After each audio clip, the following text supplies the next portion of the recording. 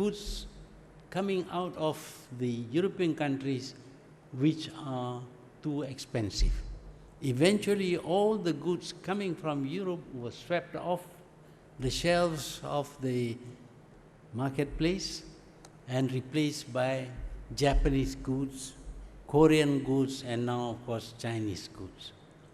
So you can see that in the competition that has taken place between East and West, the culture of the West has been the cause of their downfall.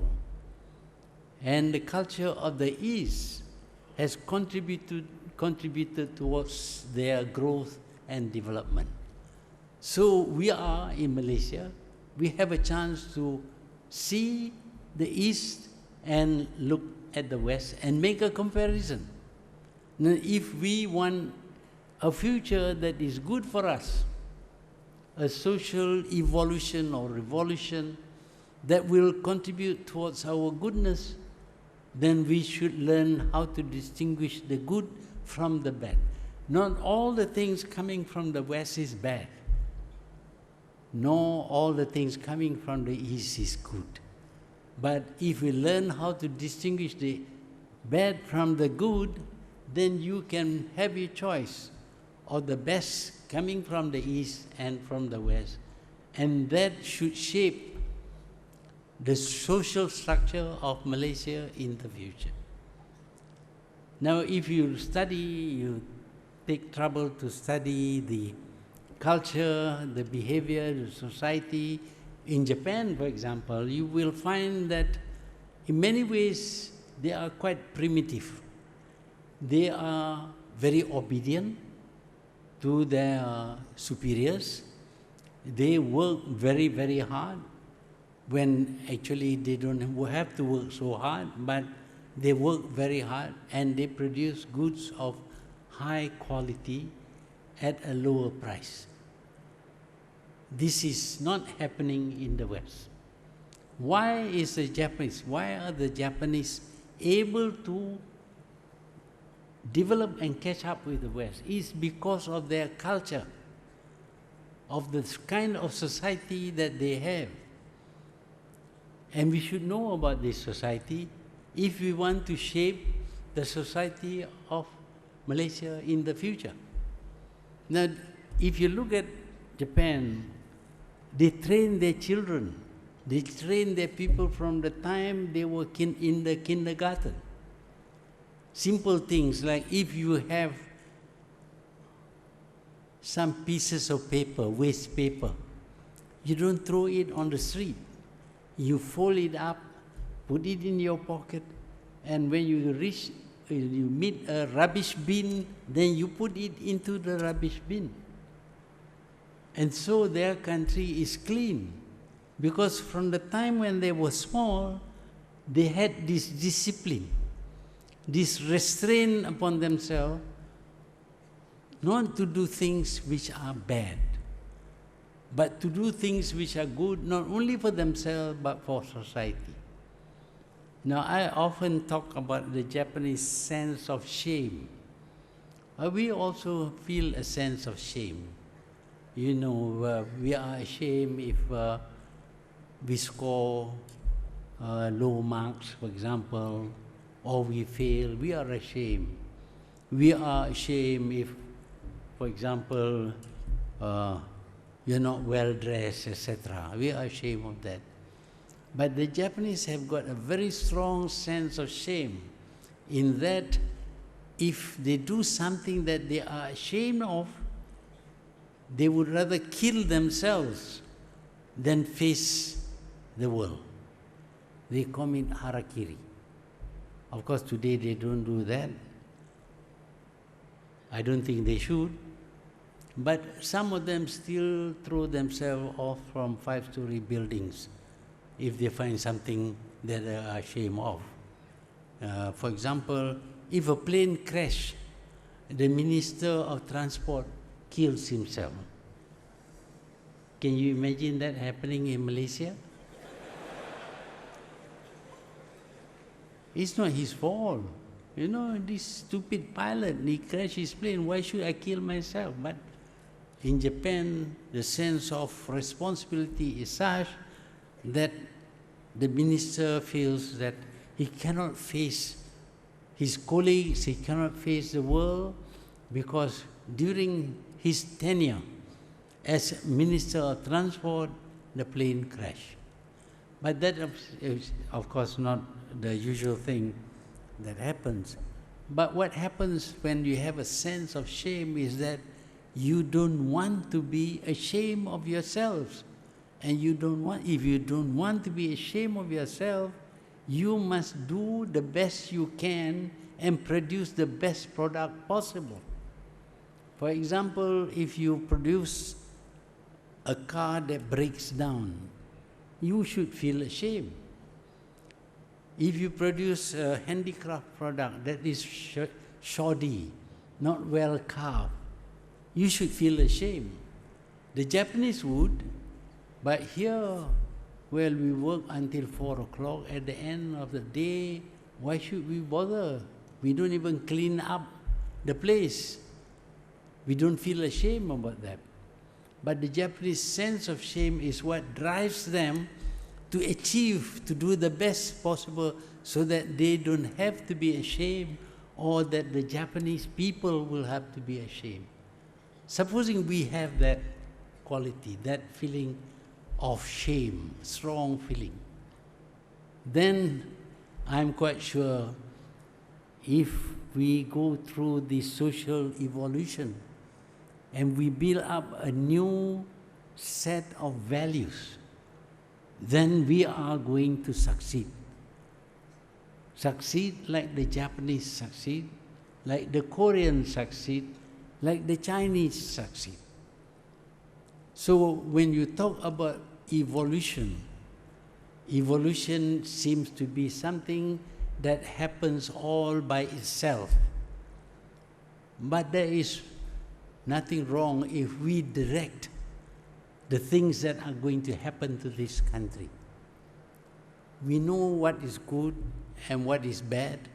We can choose and we can promote. Promote what is good and get rid of what is bad.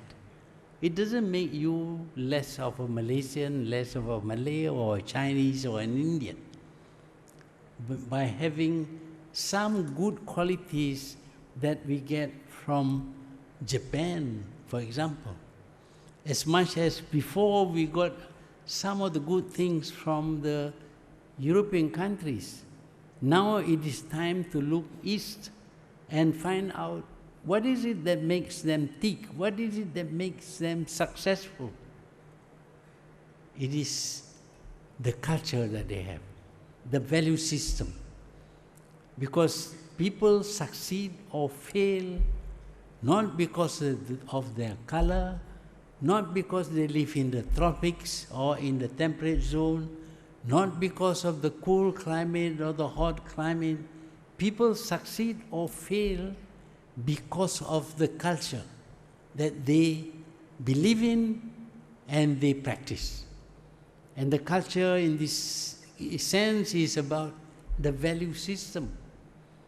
The value system, if we want to have an evolution that brings us forward to become a greater nation, then we must have the right culture. And the right culture can come from the east or the west or from the north or the south, but be able to distinguish between what is good and what is bad. In Malay, we call ambil yang jernih dan tolak yang keruh. What is, well, not so clean, we reject. So if there is going to be an evolution in the social structure of this country, it should not be allowed to just happen by itself. We have the right to think, we have the ability to act.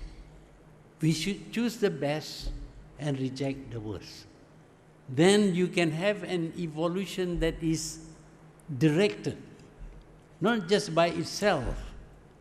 It's more a revolution than an evolution, because evolution sometimes does not involve your doing anything about it. It just so happens. And for the most part, evolution has happened in this country because we were not in a position to direct this country. Before we were independent, we had no say in how people develop, how people are educated, what fields they should excel in. That was before independence. But now we are independent, and we are in charge of ourselves. We are free, and we should use that freedom to shape the society of the future. Not too distant a future, because we cannot say what will happen. To shape the society of the future, we have today a choice of picking from the East and from the West and imbibing those values, practicing them, and using them with proper discipline and passion. There must be passion. To do anything right, to succeed in anything, there must be passion. If you are in the university to study engineering, for example, you must have passion to study because you want it, because it is good for you. Then you work very hard. But if you say, well, I'm passing my time here, after all, I'm not paying anything, somebody else is paying. And, well, if I pass, okay. If I don't pass, I go and do some other work. If that is what drives you, forget it. You have come to the wrong place. But if you have passion for your studies, you want to change, you want to do something good for yourself, for your family, for society, for your country, and you drive yourself to acquire what knowledge that you need, then you will be a part of the evolution that will come to Malaysia. But if you feel that, well, this thing will happen, so what, a few $1 billion lost, that's okay. It's not your money anyway. But actually it is your money, but I never mind about that. If that is the culture, this country will go to the dogs. If you think that receiving money is okay, what's wrong? I mean, if the president gives you money, you accept it. Why not? If that is your attitude, then the society that you live in will be a very poor society indeed.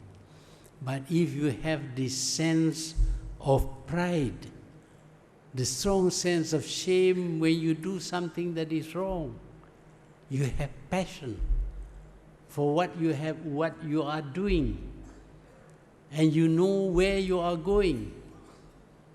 You know you want to contribute towards a better life for this country. I think this country will be a great country. I'm told that I can speak for 15 minutes and then stop for you to ask questions. If you don't have any question, please don't ask. But how long have I been talking? Half? Cukup dah? Okay. Well, I talk about the things I like. It may not be what you like. What you like, you can ask. And if I like, I will answer. Thank you.